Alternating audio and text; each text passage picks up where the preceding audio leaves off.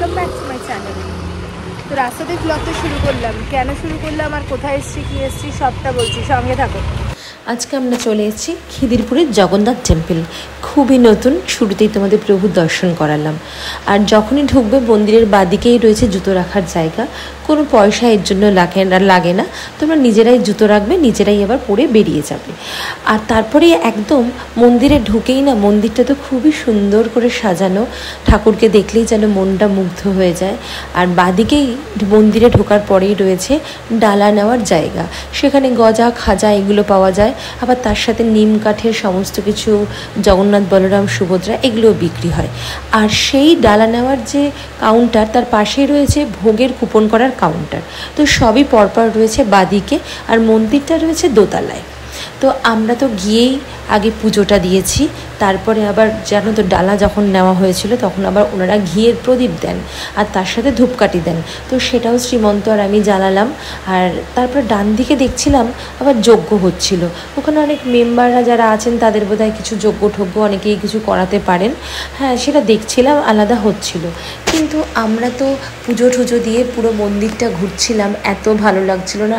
শিবলিঙ্গ, মা সরস্বতী কি নেই, খুব সুন্দর মন্দিরটা লাগছিল, বসে থাকারও জায়গা রয়েছে। আর তারপরে তো আবার 12টা থেকে 1টার মধ্যে, যেটা তোমরা অবশ্যই কেউ মিস করো না গেলে পরে, এই টাইমটা ভোগ আরতি দর্শন করতে পারবে। ভোগ তখন ঢোকে প্রভুর জন্য, তারপরে ভোগ আরতি হয়, তারপরে শান্তির জল দেয়, প্রদীপের শিখা আমাদের সবাইকে নিতে বলে। বেশ সুন্দর, বেশ সুন্দর। আর সবথেকে বড় কথা, তোমরা যারা ভোগ খেতে চাইবে তারা কিন্তু অবশ্যই 11:30টার মধ্যে যাবে। আমরা যখন ফোন করেছিলাম ওয়েবসাইটের নাম্বারটা দেখে, তখন কিন্তু প্রায় 10:30। আমাদেরকে বলেছিল 11:30টার মধ্যে যেতে, না হলে পাওয়া যাবে না। তো আমরা 11:15টায় গিয়ে হয়তো পেয়েছিলাম, অনেককে দেখছিলাম 12:30টাও পাচ্ছিল। বাট ওনারা বলছিল সেটা সবসময় হয় না, হয় একদিন আগে জানিয়ে দিতে হয়, আর নয়তো 11:30টার মধ্যে গিয়ে কুপন কাটতে হয়। তো তোমরা সেটা অবশ্যই করো, তার কারণ যদি তোমরা ওটা না করো তাহলে কিন্তু হয়তো ভোগ অনেক সময় যদি না পাও তখন হয়তো খারাপ লাগবে। আর এটা কোথায় জানো তো, একদম খিদিরপুর যে ট্রাম ডিপো, তার ঠিক উল্টো দিকে রাস্তাটাই, একদম হাঁটা পথ 5 মিনিট। তো তোমরা মন্দিরটায় অবশ্যই যেও, খুবই সুন্দর, মনটা যেন ভরে যায়। আর তোমরা গিয়ে কিন্তু ভালো করে পুজোও দিতে পারবে।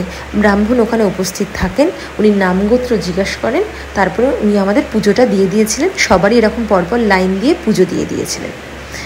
আর যেই 1টা বাজে তখন ভোগের কুপনটা জমা নেয়, নিয়ে তারপরে লাইন করে আমাদের সবাইকে ঢুকিয়েছে, তারপরে ভোগ বিতরণ করেছে।